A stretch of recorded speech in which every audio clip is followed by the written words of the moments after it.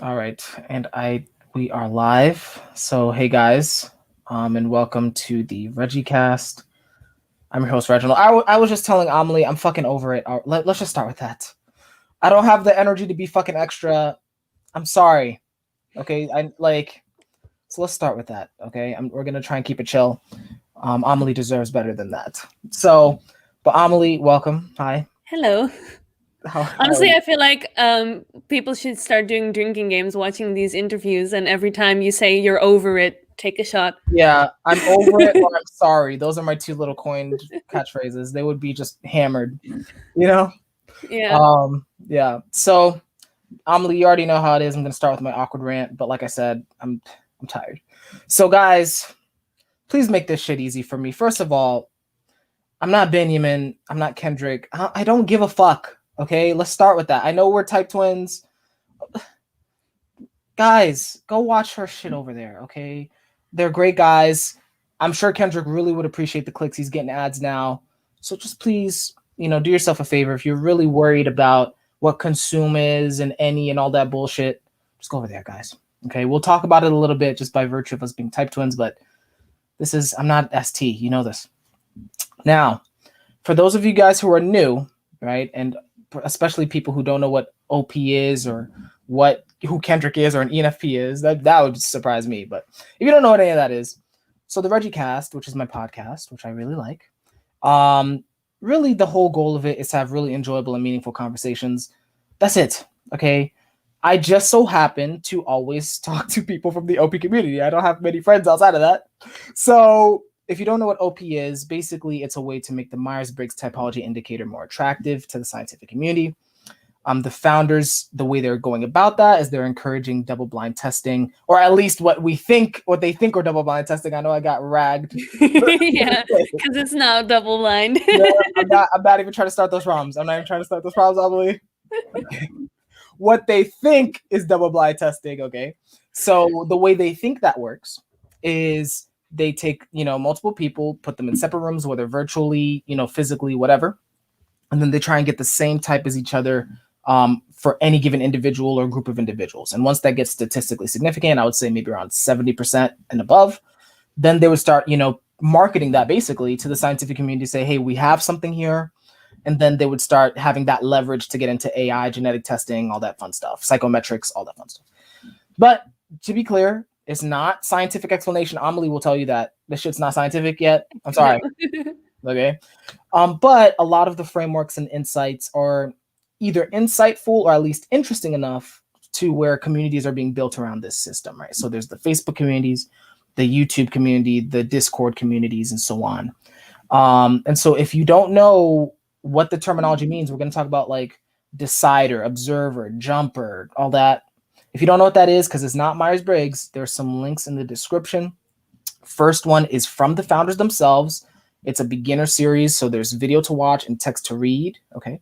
And then the second one is a YouTube playlist I curated of about 5-minute videos of like the basics, right? As well as a 2-hour interview at the end with like some guy who had no fucking clue what it was. So he's like you. Okay. He's just like you who doesn't fucking know. So he's going to probably ask the questions that you're asking. Okay. So then just study that. Next. Guys, don't make me disrespect you on Super Smash Brothers, guys. I just bodied Dallas the other day. I have to name drop Amelie. I have a group in the Facebook community. Dallas got bodied the other day. Okay, so Dallas, if you're listening to this, I'm not sorry. Okay, you can still catch these hands, as can everyone else in the audience. Okay, so my friend code is in my about section of my YouTube channel. Okay, don't be a stranger. Feel free to send me a friend request and send me a message so that we can put some time in the SI to get your booty whooped. Okay, that's gonna make me feel better. That's probably gonna make Amelie be like, "Why the fuck is this guy my type twin?" But that's okay. Okay, I'm weird. That's okay.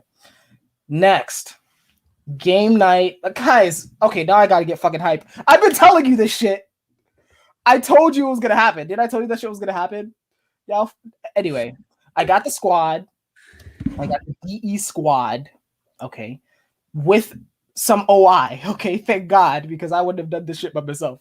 Okay, so special shout out to Anissa, Emily, and Kim. Okay, Kim actually just had an episode, really fun. But special shout out to them for helping me put that together. That is next Saturday, guys. So Don't be this last minute guy. Like I know you think because I'm OE, I'm gonna be okay with it. I'm not. I have masculine SI. I want to know who's gonna be there so we can plan. Okay. So feel free to send us a message. Let us know what time you prefer. Okay, so we can just be prepared to have you. Okay, it's gonna be Among Us primarily. So if you get stabbed by me, I'm not sorry. But then there's also probably gonna be some Jackbox games. I think I don't know. I've never played Jackbox games myself, but apparently the one with Quiplash, apparently that's a thing. That's great. Is that okay? That's great. Yeah. Okay, so that's gonna be my first time playing that, but apparently that's a really popular game, so we're gonna play that as well. Okay. So it's gonna be next Saturday between 12 and 3 p.m. Eastern, as well as 6 to 9 p.m. Eastern. Hypothetically, you can come and go as you please. Just let us know when approximately you'll be here so that we can kind of account for you, okay? So that we know we have enough people for example, Among Us, right? We don't want to play with like 3 people. That's kind of weird. Okay. Finally. Actually, no, there's 2 other things. I'm forgetting my own fucking blast. One, there's a live chat. So Amélie is smarter than I am. She knew how to do the live chat, so she's already looking at your fucking comments. I'm sure you guys are saying some really fun shit. Okay, I haven't even looked at it yet, but I'm sure you guys are great. Now, given that Amélie is officially in my FI just on principle, I'm gonna ignore some bullshit, guys. I'm sorry.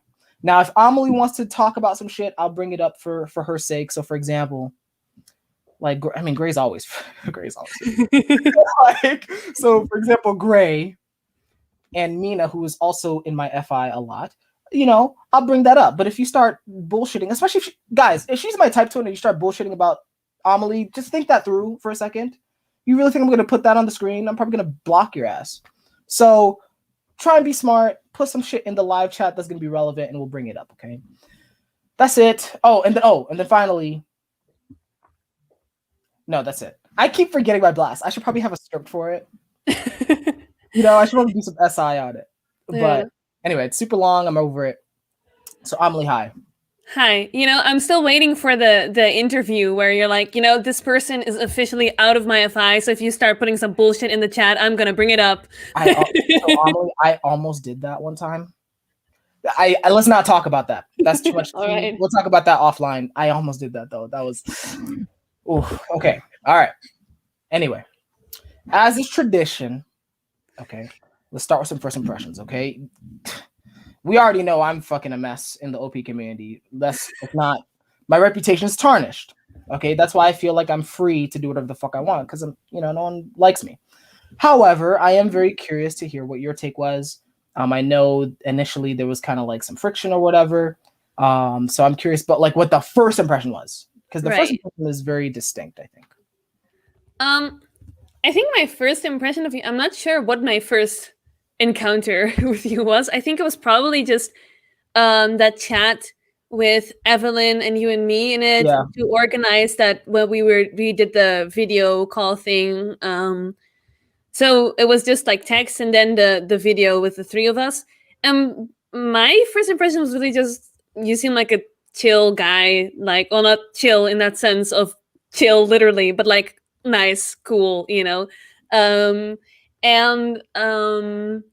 I remember when we had that conversation with Evelyn as well, there were a few things that I was just like, oh yeah, I see how we're type twins. I didn't really have a very distinct, strong like reaction of like, oh, this guy is the best or the worst.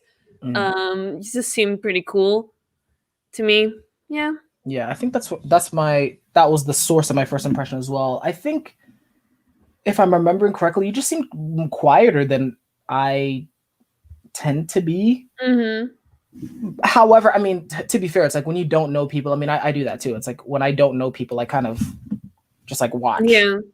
Like you're just gauging, like, okay, when can I jump in? And I think like maybe that was my impression. Is like, oh, she's doing that.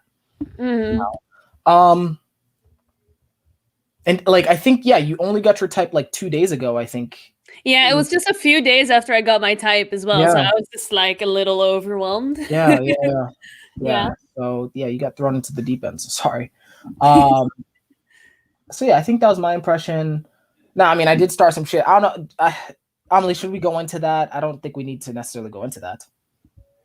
I mean, we didn't need to, but we can. No, we're not gonna do that. Long story short, you know, my dumb ass, my petty ass started some bullshit. So I'm sorry publicly. Guys, I'm a mess. So Amelie was gracious enough to endure that. And now we're cool. Okay. Now, I think this is going to be one of those conversations where, one, it's just a catch up because it's been a little while. Two, I do think that by nature of the fact that we're type twins, I'm sure that we've talked about it, but I do think we need to kind of flesh out at least some of the highlights of that, because one of the things, at least in the OP community, that people say is like, oh, you guys are so fucking different. And I still think that's to a degree true, you know. So we probably need to talk about that. And then third, I really do think we need to start some fucking drama. Every episode has to have drama. That's my FI. That has to happen. So I don't know how you're going to do that. I'm going to put the responsibility on you to think about that while we do the first two. Starting drama is really not my strong suit. Yeah, no, okay. Yeah, I love it. I love it. Yeah, you have to do your demons. You have to do FI. Oh, God. Yeah, so let's actually start with the objective personality stuff, because I think that's going to be the easiest out of the three. Okay? So we're type twins, guys, if you haven't heard. Okay, so we have the same type, right? Yeah. So that's audio, NETE, play, consume, blast. I know some people thought I was play blast. I thought I was play blast. Get over it. Guys. Okay, matter of fact, sorry, Amelie, I'm getting triggered. If you really think I'm play blast, go watch the Raja episode and just squash that. It's over. Okay? I'm not doing that shit. Now, Amelie and I are still very behaviorally different, I feel, at least superficially, right? So, for example, she's really mature and I'm not. Okay? Let's start with that. I'm so serious. You're super mature. How did that happen, Amelie? Let's start with that. How did you become more mature than someone who's like 4 years older than you? How did this happen? Okay, I'll give you the serious answer in a minute. But first, like, you see here in the background, you see like two cat plushies over there, and there's like a dinosaur. So I just put all of my immaturity into that, and then I can be mature the rest of my life. Nice. No, I'm kidding. Basically, so here's my little weird demon FI of like, I can't say that I'm mature, but I'll roll with it. I think we're getting straight into this. I have been diagnosed with ADHD and autism spectrum disorder, and I've also like suffered from anxiety, depression, all sorts of fun stuff ever since I was like 13. It was like a serious thing. So I sort of learned very, very early on that if I didn't get my shit together, life was just going to kick my ass over and over and over again. Like I had the last 2 years of high school, I was not able to go to class because I was just having constant panic attacks. It was just not. And like then I went to university and I dropped out after a year because I got so overwhelmed. I wasn't planning. I wasn't taking care of anything well, and I got overwhelmed. And I, like, in sort of 2 years that I didn't go to school, I had 5 or 6 jobs that I would quit after half a year because I got overwhelmed, burned out. So I just realized, like, I have to get my shit together. So there's just so much what you could call like suffering, or just so much shit on the front end already that just kind of forced me to get my shit together.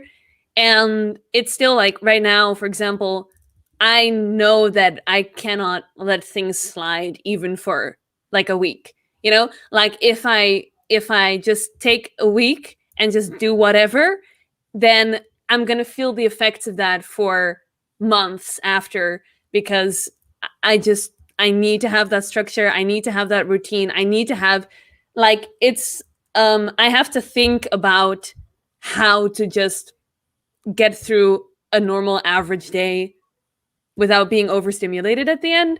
So that kind of forces you to grow up pretty fast. Yeah.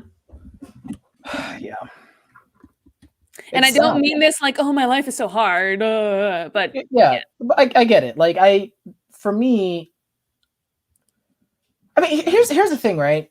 Because I've talked to you a little bit about it. I mean, I would say I mean, this is dangerous. So I'm not trying to generalize this to all people, but I'm just saying between you and me, I do think you did suffer way more on the front end than I did. Mm-hmm. You did.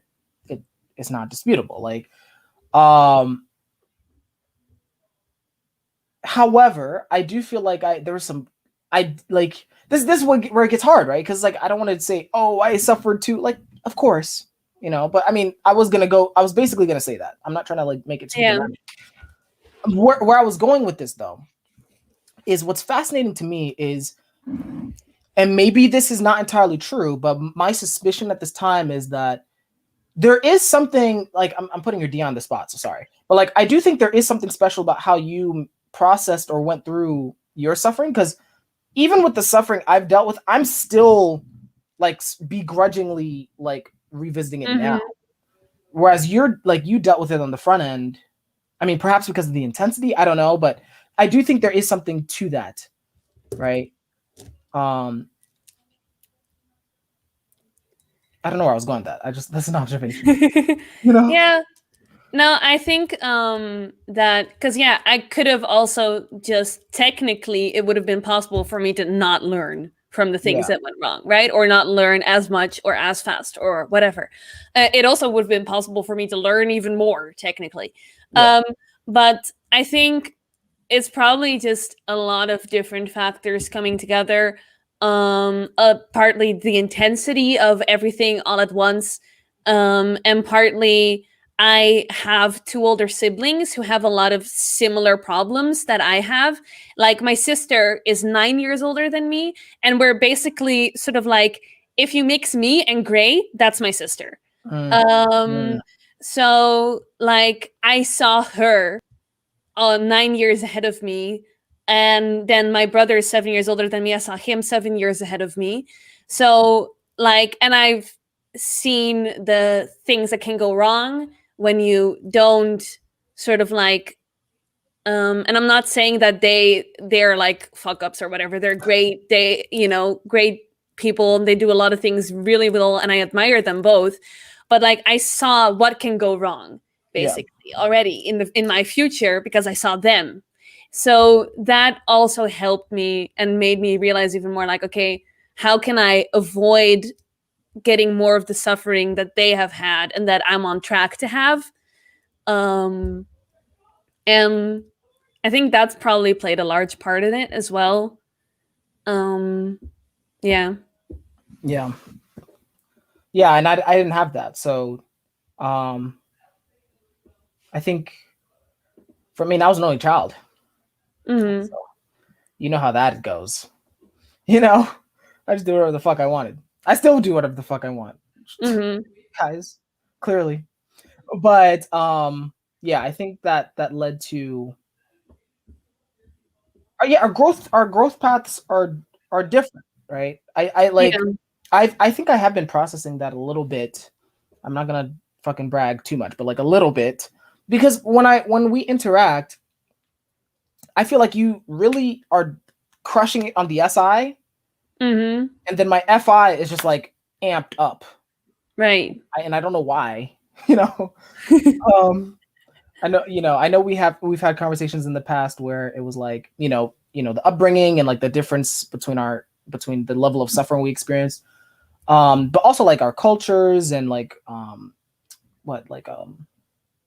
different gender constructs. Like, can you go into that actually? Sorry, I'm probably butchering it. Yeah. When thinking about that kind of stuff, like for example, the gender thing, right? There's like men and women are socialized differently.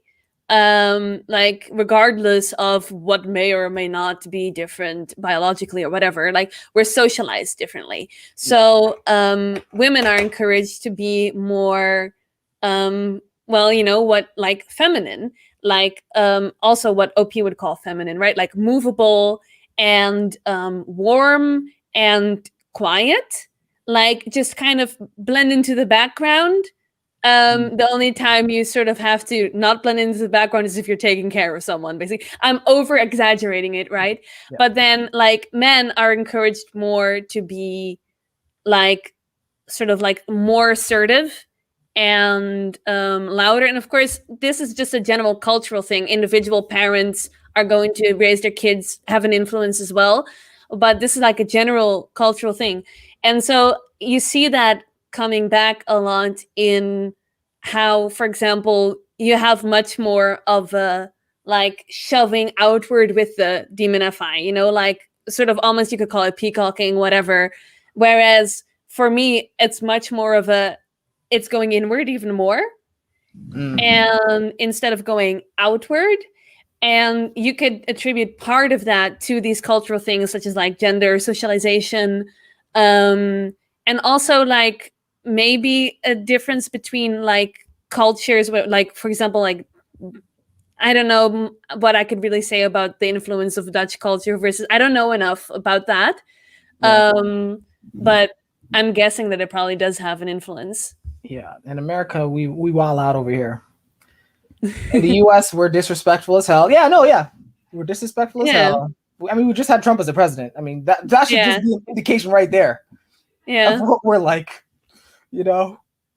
Yeah. So yeah. I'm just as reckless as him too. That's what's funny about it.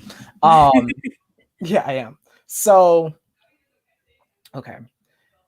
So there's that. I mean, we've talked about this like enough. I'm over it. I think my bottom line is, I think where my bottom line is I do still see, you know, there are some things that we do or that you do that I'm like, oh yeah, I see. Yeah. I would do something similar under similar circumstances, right? Like, so for example, like we were just talking earlier, you were like, I just got the PS5, and I was like, oh shit, all right, you're gonna play this for hours, right? And like, so that's where my mind went, you know, versus, you know, if I were a totally different type, like for example, like a blast sleep or whatever, that probably the conversation with, like, I probably wouldn't have understood that as viscerally, right? And so on, you know. That's my take. I'm not sure if you shared that sentiment.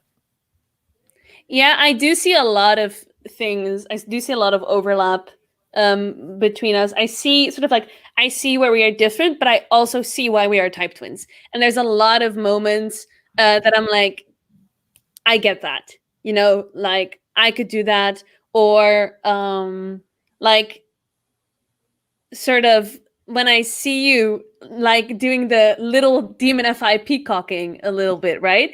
It's extra sort of like, to me, it feels a little bit like, oh my God, because I know I'd do that too, right? I could do that the same way. And it's sort of like those moments that I'm like, okay, I see what this is about. Yeah. Yeah. Bonus points for, I caught that too. I make you cringe. I just caught that. That's okay. You can say that. You don't have to feminine DE it. It's like I'm a fucking annoying guy, you know. So, but yeah, like yeah. So I do still see similarities in that as well. So let's go into those similarities, right? For the people. Right. I'm so tired. I'm in a feminine DE mood. You guys got really fucking lucky, because guys. Anyway, so let's talk about OP. Okay, let's talk about it for a little bit. All right, let's talk about how you experience your saviors and your demons and all that cute shit. And you know, right?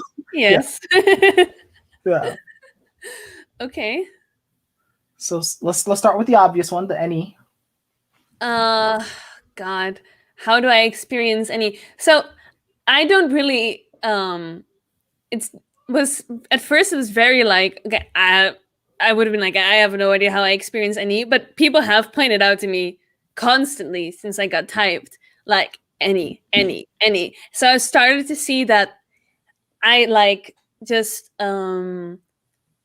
everything that comes in, it's like it goes into this processing box where it's just like fitting into a whole network of all my sort of, it's like a combination of the, what you could, like a combination of any and SI almost. Like there's this whole network of all these data points, and then it's just sort of like constantly like zing, zing, zing, zing, zing, zing, like connects here, connects there, connects, and it's branching out. Like one little data point that comes in, it branches out into all these different paths. Or like, I feel this, sometimes I'm trying to give a little bit of a sensory example best that I can, of like if I'm like talking and I get stuck talking, I see I have like, I see in my head almost as movies, like 5 different ways I could say what I'm trying to say, or 5 different ways like that I could continue the conversation.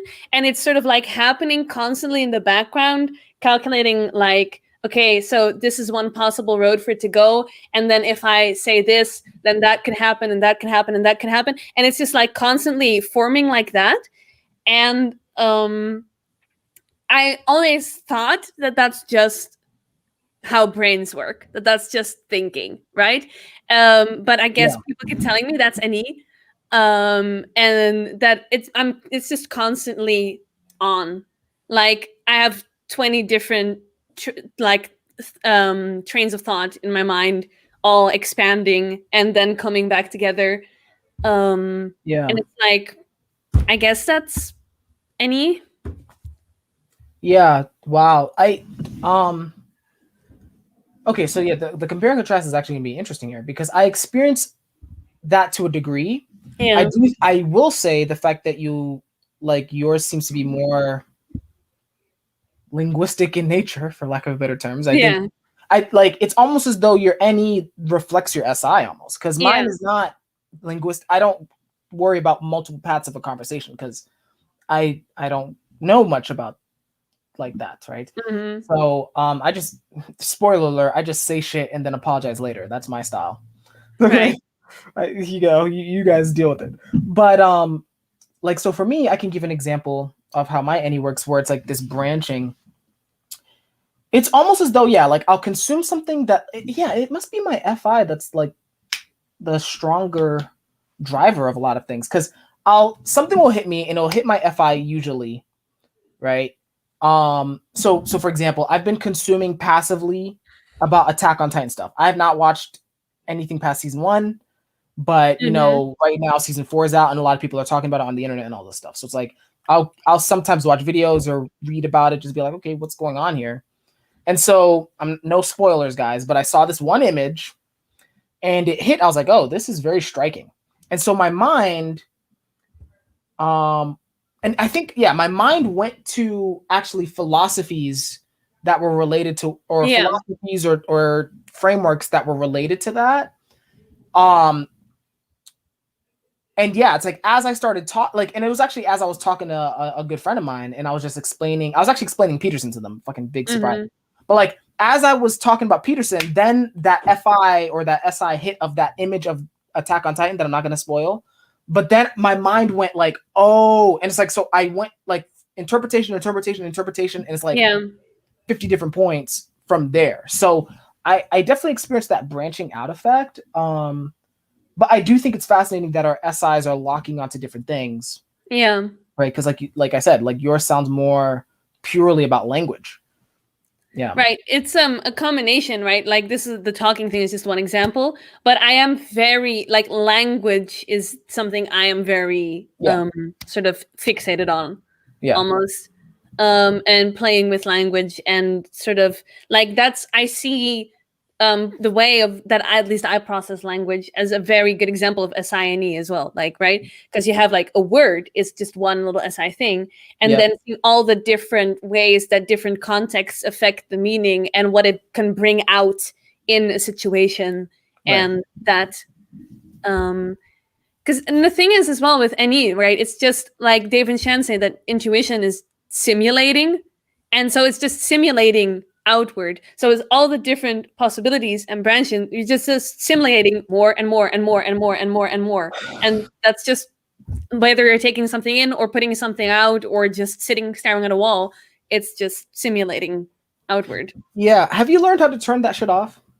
No. Well, I got a really good prescription for anxiety once. That did the trick, but aside from that, except for chemically, no, I have not learned how to turn it off. Yeah. Yeah. It's annoying. I don't like, there was once a period in my life where I was like proud of it. Right? Because it like, even before I knew about MBTI, it's like, it was a very high status thing to be like that. Right? It's like, oh yeah, you're like super intelligent or you're a genius and how are you thinking of all these things? And I never would have thought of that. And like, I would do that in conversations, like, you know, partially for the status, for the clout. But like, that shit's annoying now. I'm sorry. It's cute or whatever. Like, but guys. Yeah. It's like I see it as a blessing and a curse because I get my sense of humor from that way of processing as well. And a lot of people around me, people that like me, people that I hang out with, they really like that about me as well. I like that about me as well. The sort of like, okay, you have this thing and it connects there, there, and you get the craziest jokes and you can just go everywhere, right? And I have a bad case of what I call jukebox brain as well, where I just have such a like sort of the masculine aside catalog of music, and everything I hear people say is constantly being processed through that. And it's like, oh, this is like this song, this is this song, this song, this song. And it can be really fun and really comedic, right? But sometimes I go crazy because it's just constant. I'm trying to listen to what someone is saying, but there's just all this stuff happening. Or I'm trying to just sit and relax, but there's just always all this stuff happening. And on the one hand, it's amazing because if I look inside my brain, there's just always something to do, something going on. But on the other hand, I'm just like, can it just for 5 minutes just be fucking quiet sometimes? Like just 5 minutes. Yeah. Really good. Yeah, I don't. Yeah, let me not even get into my DE insecurities about you. I'm not doing that tonight. I'm not. You already know. You're fucking. You stress me out because I'm like, why is she better? Anyway, let's not do that. Let's get into the masculine FI. All right, that's the one I'm curious about. Because I am. I'm not gonna out you publicly, but I am curious about where your masculine FI is gonna go. So. Just talk to me about how you're experiencing these days. That's a very broad question. Okay, fine. All right, let's start with this, okay? Okay. Let's make it super ST. First of all, when I say masculine FI, what the fuck do you think I mean? Let's start with that. What does that mean to you when I say that? What does masculine FI mean? Well, so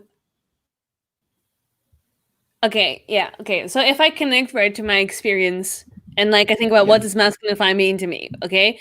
It's there's sort of you can't really talk about it in isolation, right? Because there's the feminine DA as well. Yeah. So I see like myself being very movable on the outside always, like conversations just very like whoosh, and I'm like just sort of responding to the environment and flowing with the conversation, people, whatever. But then on the inside, it's like just this rock solid core of like, okay, so this is me and this is what I value. And it's not something that I'm very often conscious of directly or would put into words necessarily, but there's just lines that cannot be crossed. And the thing is that like I know some people they sort of express that with like they will get angry or whatever, but for me it's just that I just withdraw and just shut people out because that's just I'm not moving anymore. Like when it comes to the things that I really care about, that I really value, that are part of my identity, there's just like if someone tries to poke at that and mess with that, it's just you're just out. I'm not listening, you know, like and that is very solid, and it's hard for me sometimes to see how solid it is, especially a few months ago, because now I've been doing a lot more looking at it and examining it. But I remember first I almost felt like, even though yes it's masculine FI, it felt very movable, but that was just because I didn't know what it was, because I was processing. But other people around me could definitely tell you like there is a point with Amélie that it's just doesn't move.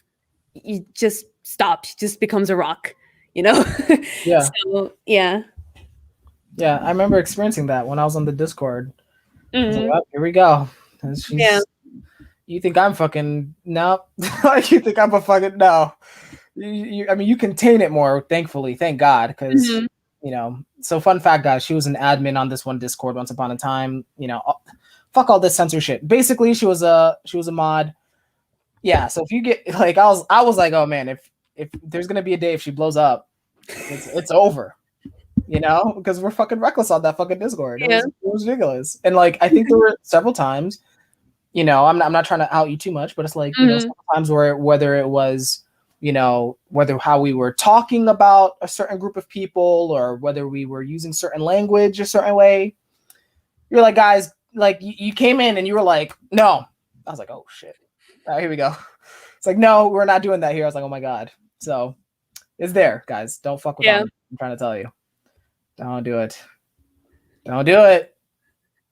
I really think it's just like it's just math. Like the more flowy and playful and movable on the outside, the more that it's just like, no, fuck you. Like, yeah, Amelie's more dangerous than me. I'm guys, do I have to announce this? This is my TE responsibility. I have to announce this. Guys, you think I'm bad? Okay, you think I'm a fucking reckless? Amelie's a sweetheart, but don't fuck with her. That's all I have to say. That's all I have to say. Don't do it. For your own health. Just don't do it. All right. So the FI's squared away. And then I think you said the TE, I mean, you kind of mentioned you have to speak on them together. Yeah. I guess my one question with the T before we move on is like, how are you with the validation game? Because I know that was something we've talked about in the past. Like, are you still? Yeah, I definitely have like some desperate idiot syndrome in me. I've become a lot more aware of it, conscious of it. But it's there and it's hard to turn it off. Right? It's like I really when I do notice it, I can sort of talk myself down of like, okay, you know, I don't need to be such a fucking desperate idiot right now. But I notice that I'm constantly searching for feedback from other people, from the outside world, and for like, how am I doing? How am I doing? Like, for example, I run a Dungeons and Dragons campaign, right? Yeah. And like, I'm just constantly sort of holding myself back from constantly asking everyone, are you having fun? Are you having fun? Are you having fun? Are you having fun? How's it going? How am I doing? How am I doing with the DMing? Are you having fun? And I'm like, I know they are. They've never complained. You know, I've told them a million times, if it's not going great, if you're not having fun, tell me about it. So at that point, like, you know, even if they're not having fun, if they don't tell me about it, it's not my problem. But still, that's something I can tell myself. But still, I'm like, are they having fun? Are they having fun? Are you having fun? Are you having fun? Are you having fun? Is it going okay? And it's just constantly on. And I notice that a lot. It's really like my like how I feel about myself in a moment. Because like at the end of the day, I'm sitting on the couch alone. I'm solid, right?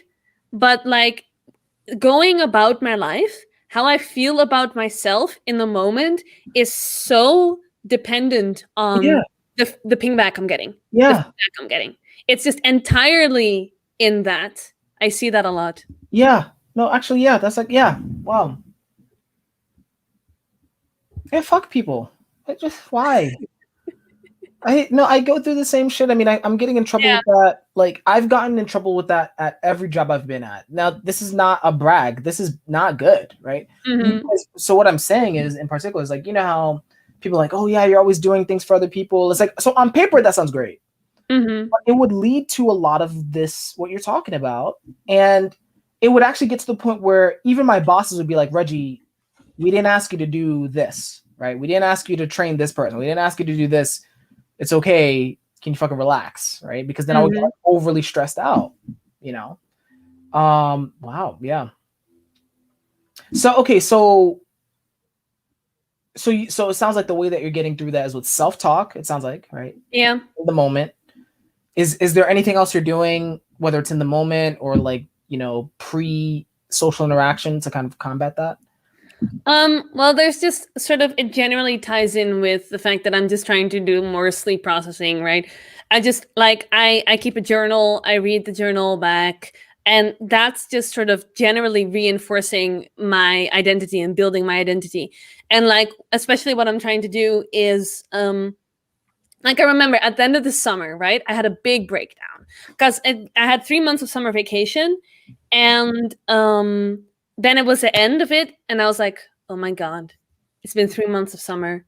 What have I done? You know, I feel like shit, and the new semester is going to start. I'm not going to be able to do it, and I was just having a breakdown. And then I was like, wait, hold up, and I just sort of like made a list of all the shit I had done over that summer, like consistently running a D&D campaign. I did this like coaching thing in the OPS community where I coached someone for a month. And then I did this and I did that and I did this. And I had this whole list of like shit that I accomplished that I would somehow my self-image didn't reflect that I am someone that can do those things, even though I had done those things and proven that I can do those things. So what I've tried to focus on is go back to all the shit that I have overcome and accomplished in my life, and really like work into, okay, I am a person that can do this shit. Because like I have successfully completed 5 semesters of university at this point. And still, new semester is about to start, and there's like, I can't do this. I'm not cut out for this. I'm gonna fail. And it's like, no, I've aced this shit 5 times. I am someone that is good at this, and I can do this. So that's just sort of a general thing that I'm trying to spend a little bit of time on, like maybe not every day, but you know, every other day. Yeah, and that just reinforces and that creates more awareness of that identity, even when I'm talking to people. And I've really noticed that ends up coming through. Yeah. Wow. When I tell you, my therapist literally made me, like, my assignment this week is to list all my accomplishments for all my jobs. Yeah. Because he's seeing I'm going through some similar fucking breakdown. Oh my god. Because so the fact that you're doing that is really impressive. And then also I have to highlight the fact that you reread your journal entries after you write them is a fucking miracle. I fucking hate that shit. I am the type of person that I write something and I want it burned and gone. I don't want to look at it. Yeah. It's over. You know, so you're rereading that is really impressive. Yeah, it does suck. It's not fun, but it's helpful. God damn it. All right, so that's so we killed multiple words with that. So we did the sleep processing a little bit, and then I'm already over it. See, this is where my demon SI is. I'm already over it. I don't want to talk about the rest. But let's do at least SI for the kids. All right, let's talk about your SI. I feel like you're crushing the SI game, like I said. How are you doing that? Well, I would say the most important thing is I use this app called Todoist. Right. And it was kind of funny because there was some time like early last year that it was basically like a lot of the ENFPs were handing down Todoist to each other. Like I heard about it from Peter, NEFI guy, and he got it from like some other ENFP, I think. And it was kind of funny. It was like a progression. And basically I just use that app. It's like you can put tasks in it, whatever, to every single thing that I think and want to remember, every single thing that I'm supposed to do, every single thing that I want to get done goes in there. And I use almost like a little bit of a GTD-like system where I have like, because you can have like, in the Todoist, it's amazing. It's SI heaven. You can give tasks different priority levels. You can give them labels. You can put them in projects, which are basically different folders. And you can set repeating tasks like every week, every 4 days, every 5 days, all that shit. It's really good. And so I just have one project that's just called Brain Dump, where every time I think of something, like I have an idea, it just opens up Brain Dump, it goes in there. And then I have a repeating reminder every Sunday that I clean up my brain dump and that I give everything a date when it needs to get done. Or if it doesn't need to get done by a certain date, I put it in another project like creative ideas or whatever. And just I put my classes in there. I put my homework in there. I have like a repeating schedule for homework. Like this day I do homework for my discourse analysis class. This day I do homework for my argumentation class, so it's just like repeating every week. And I just open that app in the morning and everything that I need to do, it's there. And it took a lot of effort to set up, but it takes actually not that much effort to maintain because most things are on a repeating schedule anyway. Right. And I never have to worry anymore. Like, what am I supposed to do today? Or am I really on track? You know, everything is organized. It's there. It's clear. And if it's in there, I have to do it. I can postpone it a day if something comes up, but if it's there, I do it. So here's my question. So my question is, because I have dabbled with apps like this in the past, right? Like there was like OmniFocus. I don't know if you've ever heard of that one, but like once upon a time there was like an app that was very similar to that. You know, I dabbled with GTD. My question to you is, how are you actually sticking with that? Because like that's really the punchline, right? Because like you can have all this stuff, but how are you actually revisiting it and actually maintaining it and all that? Well, like at this point, I can't imagine not looking at my to-do list for a day. It's become so ingrained, but I started it probably in March last year, February or March. How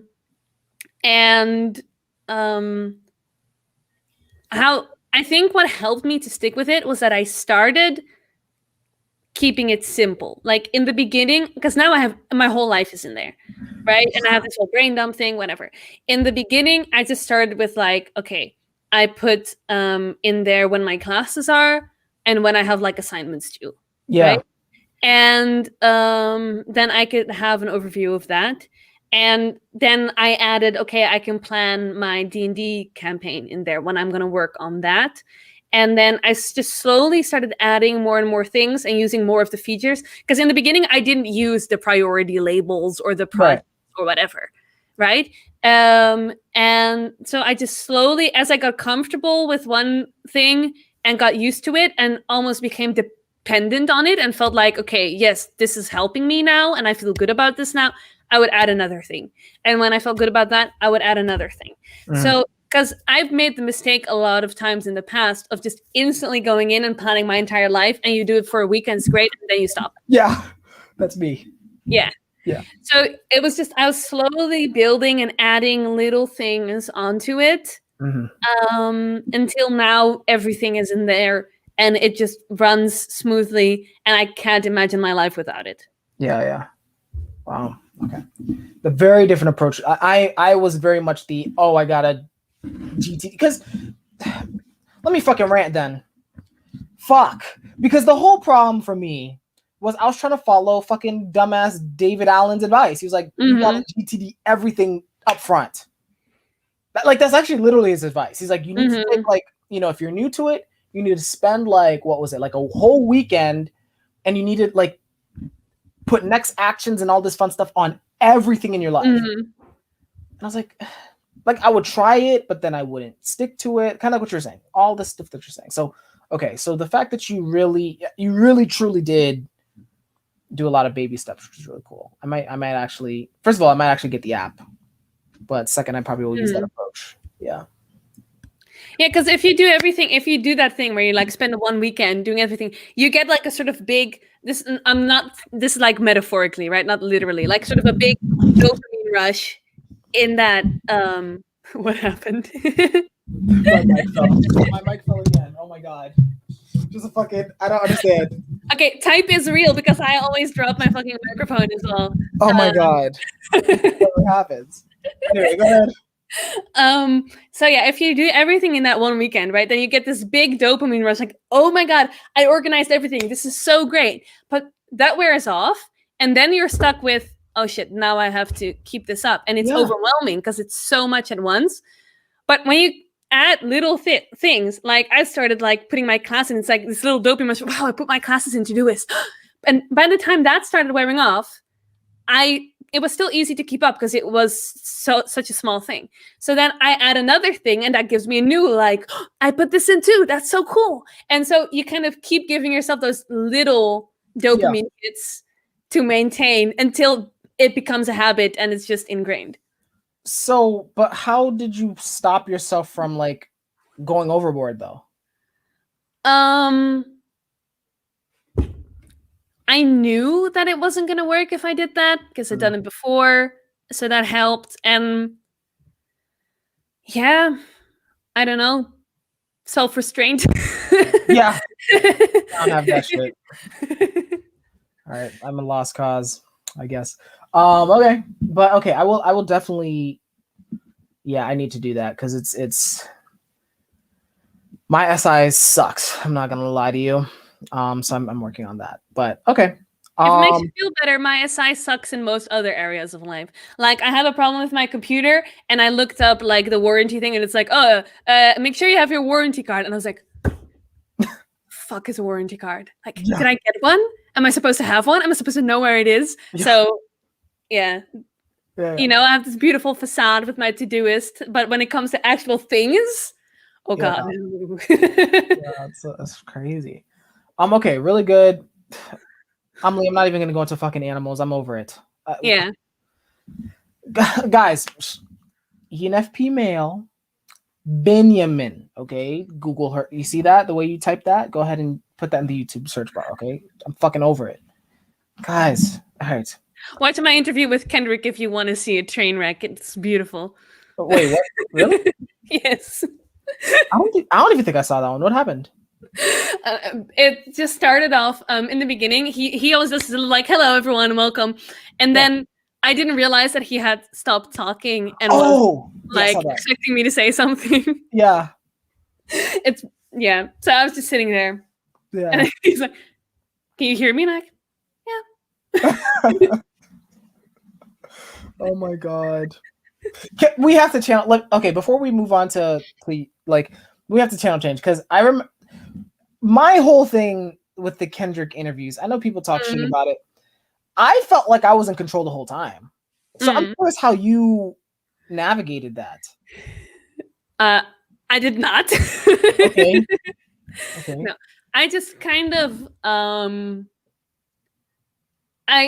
so I didn't go in prepared at all. I mean, prepared as in I'd watched his interviews with other people, a bunch of them, but then I had spent zero time thinking about how I was going to do it. And so I just kind of show up in classic EP fashion. And Kendrick is a great guy. Yeah. Very energetic. Yeah. Very in your face, you know? And I was not prepared at all. I was just also not having the most energetic day. This was also still like in the months since then, like I have changed a lot. Like I was still very much like, I don't know. And I'm new in this community and I don't know what's going on. And I just kind of sat there and yeah, sure, Kendrick, you know, like, oh my god. Like I remember just being like, because you try to say no, and again, like no shade. I love Kendrick, right? No shade. Just observations. Like you're like, oh no, I don't think this is true. And he's like, no, but it's gotta be true because it's gotta be like at least like this and this and this and this and this because it's gotta be like this because like if you have kinesthetic second, masculine sensitive, kinesthetic second, can you catch a ball? You know, and I was just like, I guess. Yeah. Yeah. Yeah. Oh my gosh. Anyway, guys, with that being said, still go to his channel, okay? Like I'm not trying to get in trouble. Yes. I the last thing I'd want is to get like some random comment like, oh my god, you were talking all this shit. Oh my god. This is my best shot at starting drama. This is the best you're gonna get. But yeah, Kendrick's great. Watch his channel. Yeah, go. Yeah, he needs the ad revenue. We help him. Okay. Now, let's talk about you as a human. Okay, like actual real shit. Yeah, I know, right? Yeah, I want that. But anyway. Okay, so looking at my notes here. So really, we're gonna concentrate on your interests. It seems like. So let's start with the easy one, or the easy one, like linguistics, right? So you're in school right now. You're doing linguistics. Can you just talk a little bit about that? Yeah. So I'm studying linguistics. I'm specializing in communication. Okay. So it's things like how do we understand what someone else means with the words they say, right? Because when we're talking, there's more than just literal meaning. Yeah. So it's sort of studying how do we create meaning and how do we understand meaning in conversation, in context, or in written text as well, right?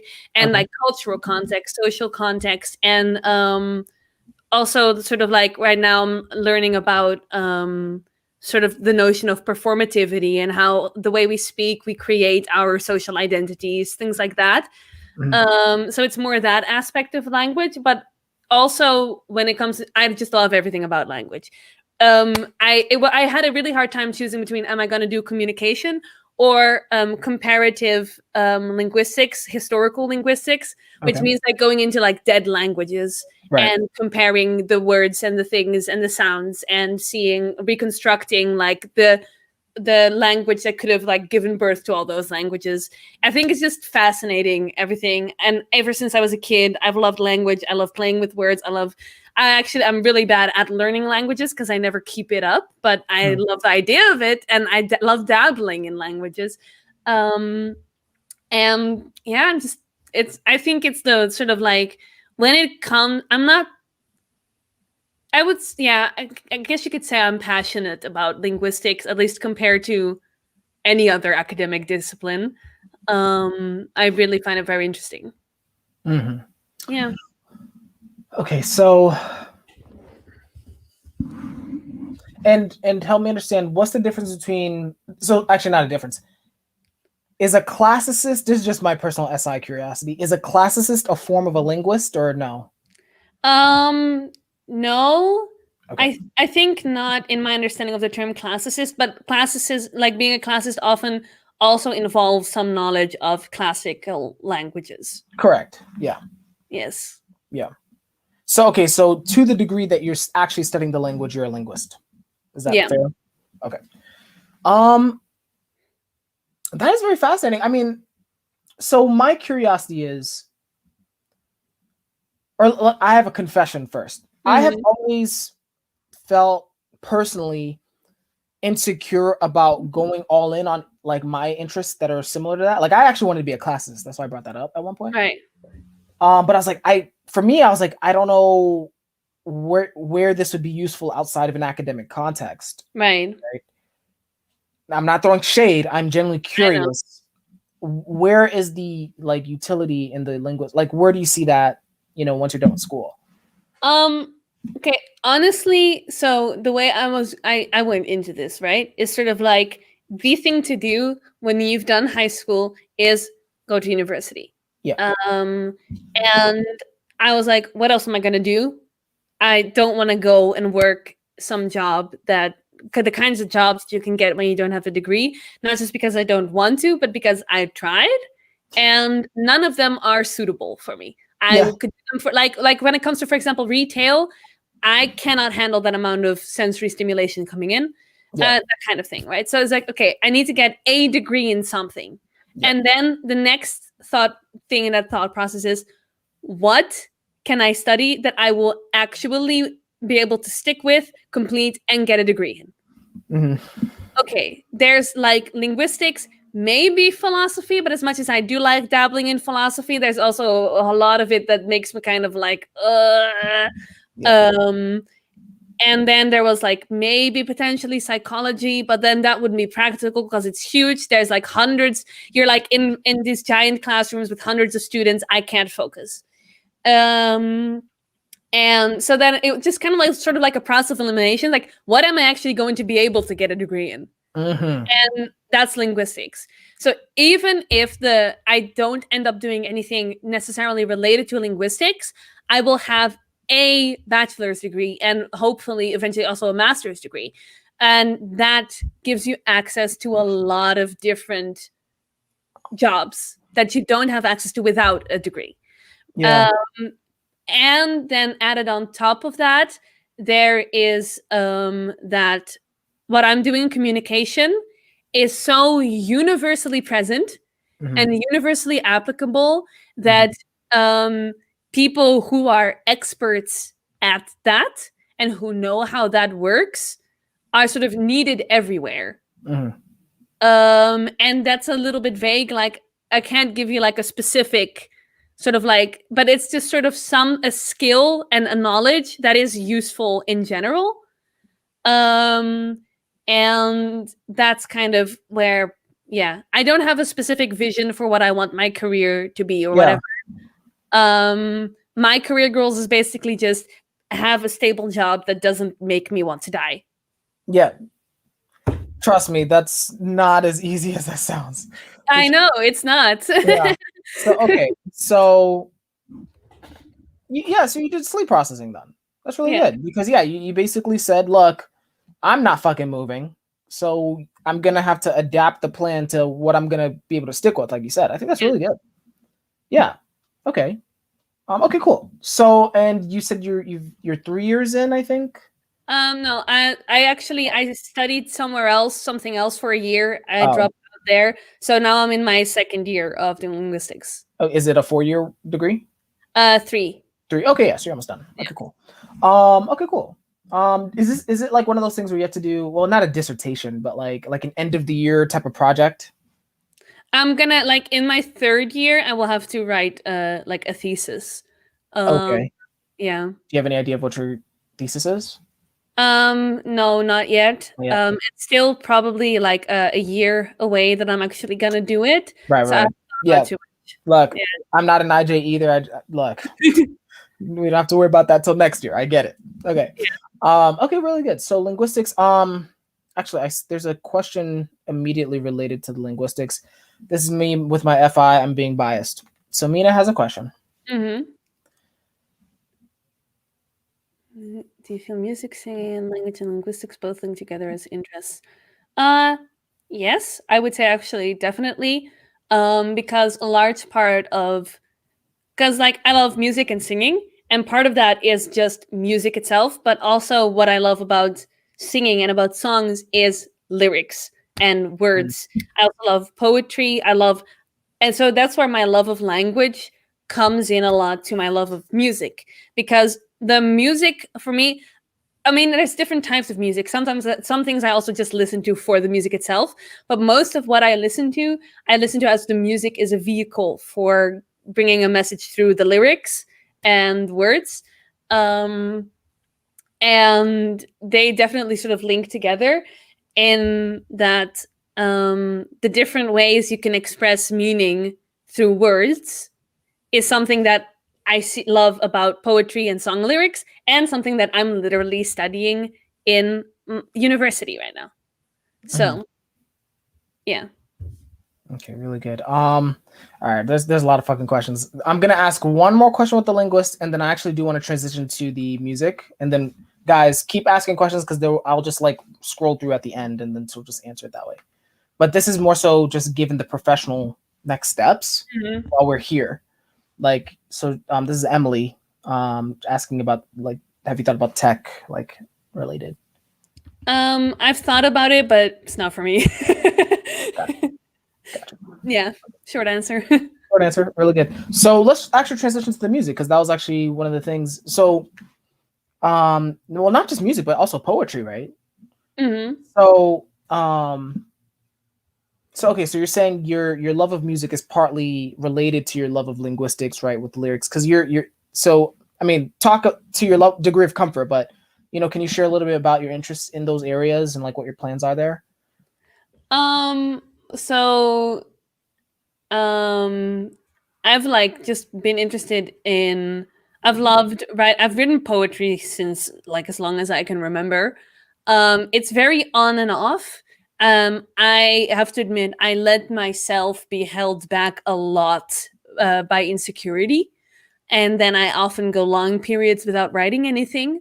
But I'm trying to sort of remedy that and sort of be like less perfectionistic about it. Like just writing something is good, right? Just putting one word after another is good. It's practice. But I find it just a very great way of getting in touch with my feelings, of expressing my experience of life, because there's a lot of, And this kind of does tie into, like I said, I've been diagnosed with autism spectrum disorder, and that does imply that my way of perceiving the world is different from the average human being. That I process information differently, and it's difficult to express that in just sort of linear language, right? If you're just talking in conversation to someone. But poetry can help that, because you can just, it's about imagery and metaphor, and it's not linear. So sort of like the way that I process information, it's much easier to sort of express that in poetry than it is in conversation, because in conversation I'm always adjusting to what how you're expected to talk and what you're expected to say. And poetry sort of lets me be free from that for a little bit. And that's the same, like I also write songs sometimes, not as much because I don't like writing music. But sometimes there's an idea that I have that would work as song lyrics, but not as well as just a poem. So then I write songs. Right. And it's the same with that. And as for like what my plans are with it, I don't really have many plans. I do hope that eventually I can become productive enough when it comes to writing poetry, and confident enough that I can put together some kind of collection and maybe, I don't know, have it published or whatever at some point in my life. Yeah. But it doesn't really matter to me that much because I mostly do it for myself. Right. But yeah. Okay, really good. And then I see your guys' questions. We're gonna do a Q&A at the end. There's just too many questions here. And then one last major, interest area, and then we'll do the Q&A, and then, I'll give you a break from me for a little bit. But the last one would be the D&D, right? Yeah. Because that, and more specifically, I remember, at least when we talked about it a few times, your I'm sure you'll describe it, but like my understanding was your experience with D&D was really reflecting your growth, right? Especially as I forgot what you call these things, a DM or something like that? Yeah, DM. Okay, yeah. Can you share that a little bit? Yeah, like sort of one of the big challenges of DMing has been the sort of consistency, right? And that's where you see, like, bringing it back a little bit to type, you could say that's like the OI, the SI, whatever, or just in general, even regardless of type, I'm chaotic. I'm a chaos monkey in my brain, and I don't like when things have to be done over and over again, even though I also need it because I need structure, but I also hate it because it's boring and annoying. And as soon as something is an obligation, I don't want to do it anymore. Right. So DMing has forced me to learn to reconcile I like this thing with I have to do this thing, because I have to show up every week, every 2 weeks. The schedule varies depending on whether I have classes or not, and have something prepared for the group. I have to be there for them and say, okay, here, you encounter this, here's how this works. Here's what you see. And because they're counting on me, but I also like playing D&D and I like DMing, and these things have always been at odds to me. Like, I love playing guitar. As soon as I started taking guitar lessons and I had to practice, I wanted to do anything but play guitar. Yeah. And so, like, that's where I see it's still a struggle. I still have a lot of the time, I'm like, oh God, I don't want to do this. I don't want to do the prep. It's annoying. I don't feel it. I'm not feeling it this week, but I have to do it. And then every single week in the session, I'm like, oh, I love this. I love these people. I love this game. I love running this game for these people. It's so much fun. They're great players. I love doing this. And I love showing them the world that I've created for them to play in. And so it's sort of like, I see there that that's a general thing in my life that D&D has really crystallized, basically. Really good. Yeah. Really cool. Yeah. I'm glad you have that. You're doing really well. Guys, I'm trying to tell you, Amélie, I'm not the ENFP to talk to. She's the one. Okay. If you want all your mature shit, that's her, not me. I'm the one who starts the drama and gives your life a bit of levity, but Amelie's the serious one. Okay. Okay. So really good. So we're gonna go through the live chat. I'm already over it. It's just too fucking long, but we're gonna do it for the kids, okay? So first of all, we already know special shout out to Gray and Mina, and whoever this is, right? Just the disrespect. Oh my gosh. Yeah, and the disrespect. Mina's coming after me this time. I thought we were friends. Like, what the hell? All right. So let's see here. People are talking shit about my blast. I'm not sorry about my blast. Get over it. Like, Mina's like blasting. What, Mina? Like, talk to me in private, okay? Oh my god. Oh, but Anissa says you look very SF. Thanks, Anissa. Okay. All right. So let's see here. I don't know what's going on here. Anissa, why are people dragging me in the chat? What did I do to you guys? Anyway. Okay, so first. Okay, so first Anissa, so going back to the initial part. Well, yeah. But yeah, regional, someone was telling me I should go down south. Apparently that would make a difference. Let's see. Okay, here's a question regarding the linguistics. Do you have, I don't know who this is, so maybe you know. I'm also not sure who this is, so okay. No thoughts. Okay, all right. So Emily, probably just message her privately and get her. I would like to use the call a friend option. No, I'm kidding. Yeah. Okay, so shifting over to the poetry. Okay, what inspires you when writing poetry? Everything.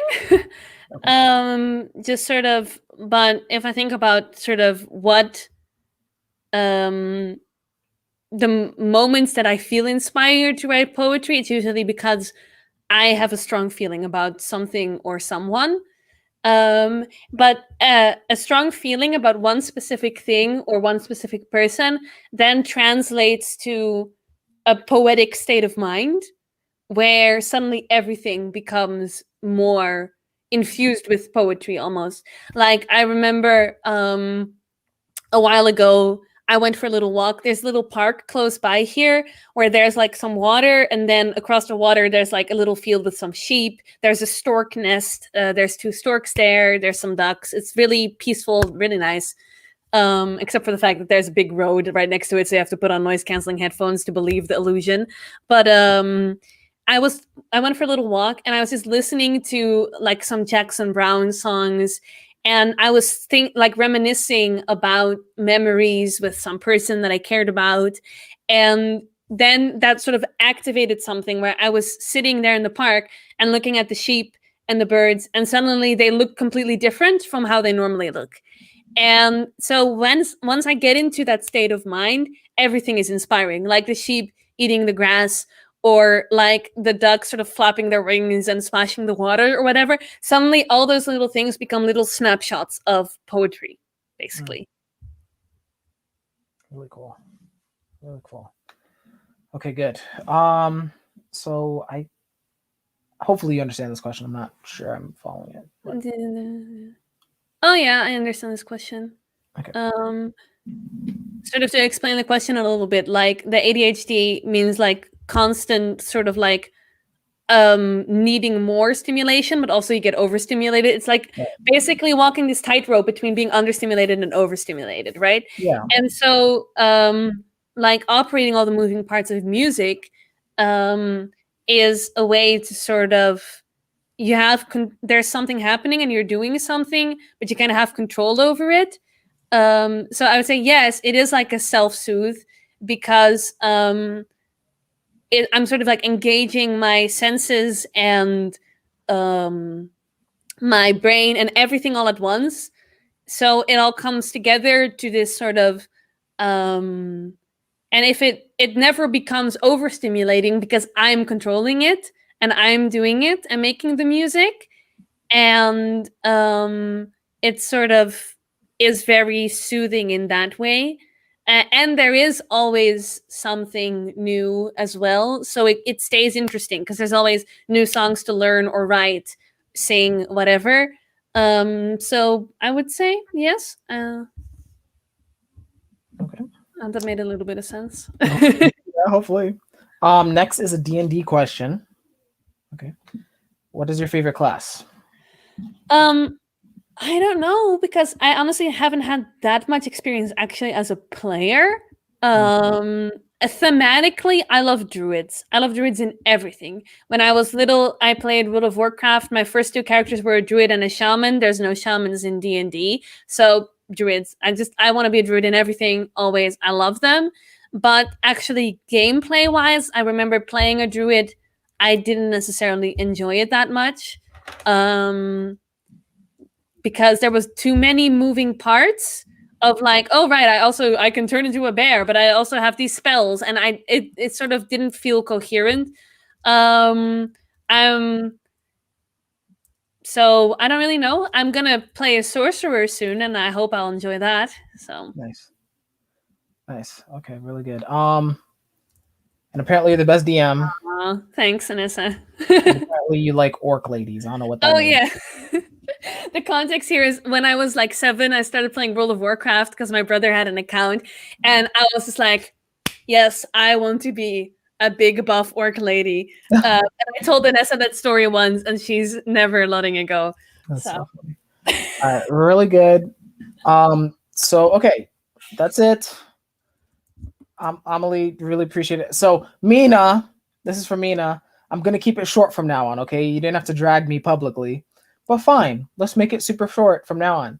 So to make a long story very short, 1, I'm not Benjamin or Kendrick. I didn't go into all the parts. Go check out their channels, okay? Amélie has other interviews, okay, including one that's a roundtable with us and Evelyn, which are all type twins in a certain respect. Go watch that. Second, game night. Guys, Among Us game night is going to be Saturday, February 6th. That's next week. 12 to 3, as well as 6 to 9. Both are Eastern time, okay? So feel free to send us a message. Let us know when you're available, and so we can just be prepared for you. And you know what? I'm just going to keep it very simple. God, you guys don't know I don't give a fuck about thumbs downs, okay? You know I for Amelie's sake, you better not put too many thumbs downs because I'm going to come find you, okay? But at large, I don't give a fuck. So do whatever the fuck you want. Put a thumbs up, put a thumbs down. Just give me that feedback so I know what I got to do. Leave a comment. I read all my comments. And then finally, there's a lot of other people like Amélie coming out. You know, sleep last. I don't have a life. So feel free to subscribe so you can get the notifications of who's coming next, okay? Mina, was that better? Okay? I'm tired of getting dragged publicly by you, okay?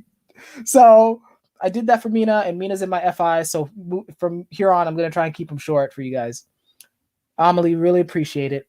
Everyone in the live chat, you know, really appreciate it. I know they're here for you. So we have a good community behind you.